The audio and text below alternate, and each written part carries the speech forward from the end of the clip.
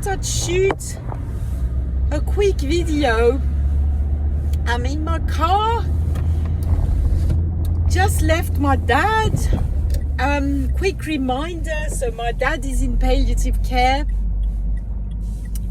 He's been in there for nearly 2 weeks. Tomorrow it'll be 2 weeks. And yeah, I'm lost for words, and yet I want to speak. It's just kind of weird. I'm like so wanting to share what I'm going through, and at the same time, it's a bit beyond words. It's just such a strange situation. I got there today, and first I went to talk with a psychologist. This hospital has a sort of psychologist who is there for patients and also for carers, for families, I guess. So I was offered this sort of free consultation, and I went and I talked with her, and that was kind of quite nice. And then I went to see my dad, and my sister was there, and I came in the room, and she was next to my dad, sitting there crying her eyes out. And so I went, and of course I gave her a hug, and I started crying too. And then she went to see the psychologist, and I stayed with my dad and cried my eyes out again. And yeah, it's difficult to say what makes me so sad. I think it's just seeing him like this. He's he's lost so much weight, and he finds it really difficult to talk. I think that's the hardest, really. It's that he finds it so hard to talk. And so we don't really have communication, but yet he looks at us, and sometimes it's almost like he looks and he can't see us. But other times he kind of looks and he tries to say something, and he goes like, and nothing really comes out. And that's really hard. I've been so used to my dad speaking a lot in his life, a lot, and always talking about his problems and his pains and this and that, and not really holding back at all. And suddenly I'm with this parent who can't really talk anymore at all. And at the same time, I can tell he can hear us. He definitely can hear. And I think he understands what he's saying. I mean, he recognizes me. I know that. And yeah, and he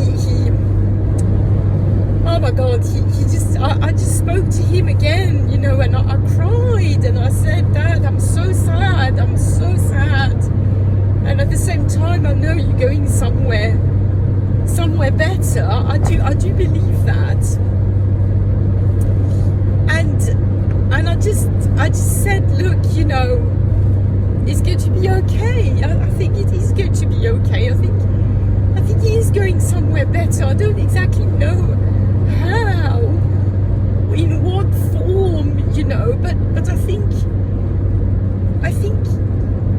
it yeah, I don't know. Anyway, it makes me so upset. And it's just this complete contradiction, because on the one hand I feel this is so hard that I want it to sort of end, and on the other hand I don't want it to end. I just don't. I'm I'm just torn. I really am. And anyway, there's nothing I can do. I can't control it, right? Which is good. I think. But yeah, I told him how much I loved him, and I reminded him of, I sort of said, do you remember this? Do you remember that? I have all these memories. I have some really good memories of my dad. I also have a lot of shitty ones, right? A lot of, it's not always been easy with him. I mean, it's in fact often been difficult. So I don't want to paint a great picture. I've had a complicated relationship with him. But, I definitely have really good memories of him. And yeah, and I was going to say I talked. And I don't know, I hope he knows that I love him, Oh, do you mean?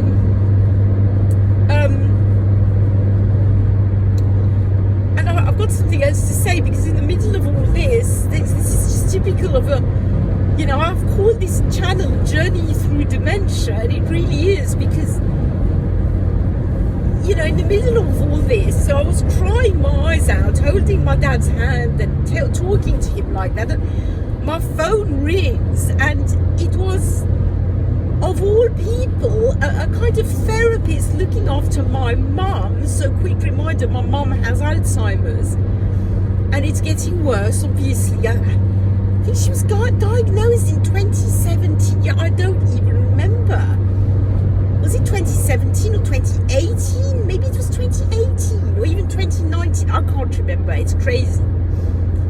But anyway, the fact is, this sort of therapist calls me and says, oh,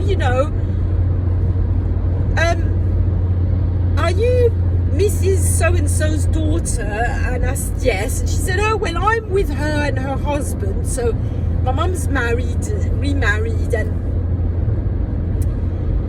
and so she says to me, oh, I'm organising an emergency beeper for her, just in case she gets lost, and we wondered if you'd be okay to be the third number on the list, and your mum will just push this if she gets lost, and it's a kind of GPS, and apparently I can have an app on my phone that tracks her, apparently.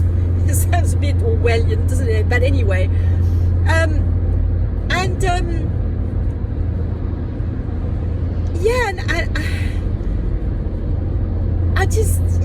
I don't know.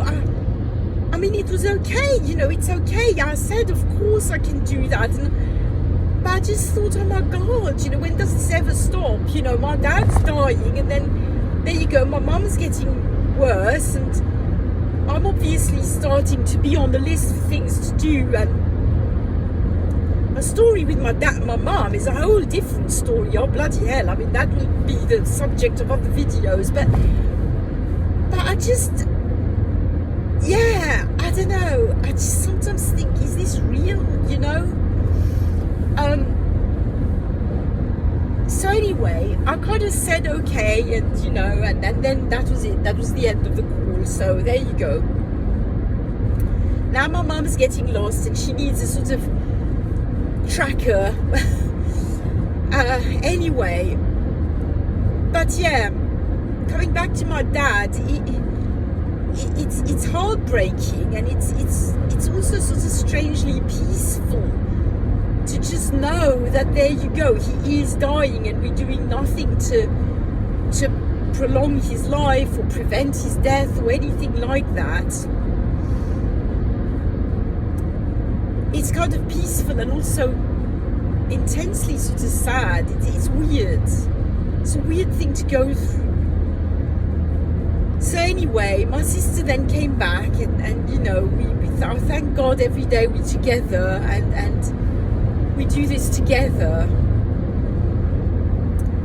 And there you go. Then we said goodbye, and then I'll go back tomorrow. I'm really, I really get the feeling we're in the last few days. But then again, I mean, I've had this feeling we're in the last few days for months now, like for 2 months. And I don't know. I mean, my sister says it could last for a lot longer. We just don't know.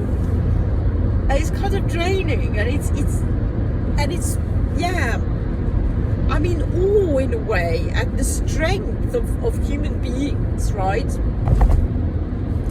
One thing is that my daughter is coming home on Saturday. She's studying abroad and she's coming home for 3 weeks, and I really would love for her to see him still a last time alive, and and she'd like to see him. So I told him that, I said, look, she's coming home, and hang in there until Sunday. So we'll see. Anyway, that's it. That's that. I won't speak longer. There's nothing much else to report. But as usual, if you're going through something like this, my heart goes out to you, because it's not easy. It really isn't. So keep courage. I'll report back really soon.